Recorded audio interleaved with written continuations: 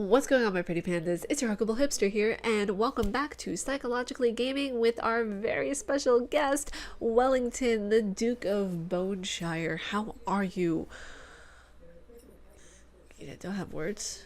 You know, psychologically speaking, he does have a little bit of a way with him. Keep your mouth closed there, dude. It's not polite. But in today's episode of Psychologically Gaming, we are going to dive into the character Albert Wesker from Resident Evil. Now, Albert Wesker is one of the central characters in Resident Evil up until the 5th game, because then the 5th game, he died.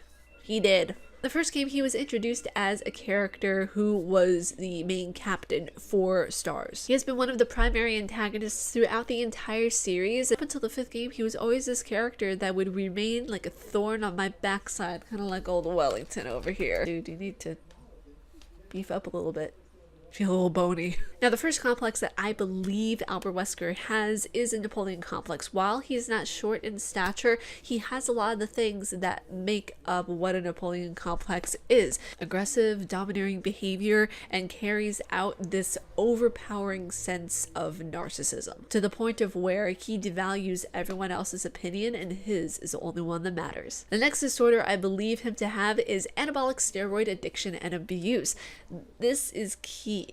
This is absolutely key because he inserts the T virus within himself to create a bigger, more steroidic version of who Wesker is. Now, anabolic steroids are prescription medications that are often abused by people who want to look and be more fit. Could say the same for Chris Redfield, but I don't think that he would abuse them to the sense that Wesker is, because he's looking for power. He's looking for gain, physical and mental. Also power over everyone else. Even though steroids don't chemically produce euphoria like a typical medicine substance, those who regularly abuse the drug are at risk for developing a serious addiction, which basically is what Wesker did to himself through the T virus. Now, we're not talking about traditional medicine because this is, after all, the game universe, but with Wesker's case, he injected the T virus and so many other kinds of viruses into his system. He has what I would consider to be an anabolic steroid addiction abuse syndrome.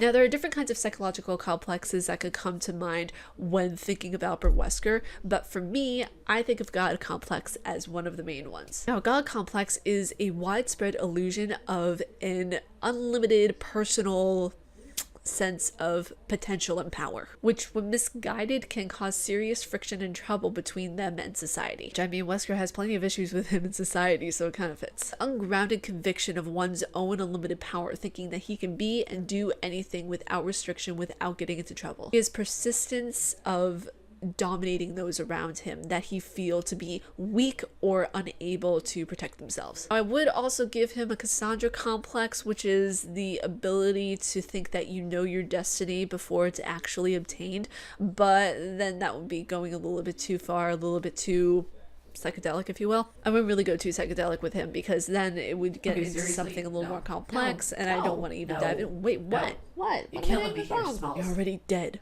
dude. You can't have a kitty yourself. That's the wrong way to do it. You can't treat a dead man. Okay, wow, that hurt. After treating you for 666 years, that's what I get? That's what I get? You had a kittying yourself? Get out of here with that attitude. Now, there's a lot more that I can go into with Albert Wesker. Wesker has so many issues, it is ridiculous. Okay, seriously, now what did I do? What did I do to make you want to drink? You said ridic.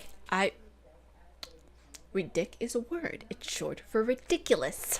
Just like you. What is it even that you're drinking? Hold on a second. Sauza imported tequila? I didn't know you were a tequila guy. It'll be okay. Seriously, the glass is empty. You can't share anything with that. What did you want me to do? Pour alcohol inside it? Yes, please. You're dead. It's just going to all fall to the ground. You don't have no insides to catch it. Give me that. Give me that. Have some coffee, okay? It's a lot better for you. Hipster, bitch. Okay, fair enough.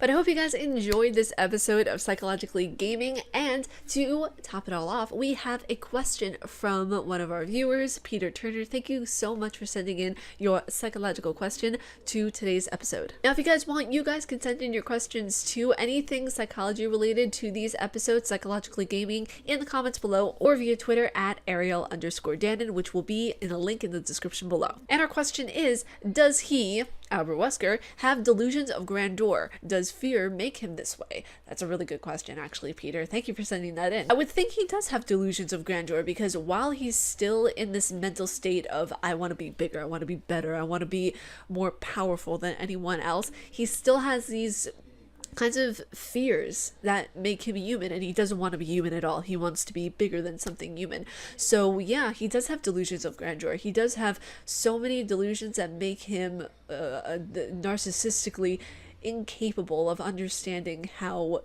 anything would be perceived as a human. Wait, seriously, dude, what are you doing? Why are you stabbing yourself? I mean, I don't know why you're killing yourself. You got no body. Too morbid. But yeah, if you guys like my face and want to do, please be sure to subscribe and hit the bell down below because I make videos every weekday, and who knows, you might see Mr. Wellington, Duke of Boneshire, at it again. I swear, dude, seriously, get that knife out of you. But stay casually nerdy, you guys, and I will see you all in tomorrow's video. Peace. Want to sell you some car insurance. Lean on me when you're not strong. I got your back. No, seriously, I got your back, dude. Tequila and a wine glass and a knife in his chest. Man, he really has bad taste in alcohol.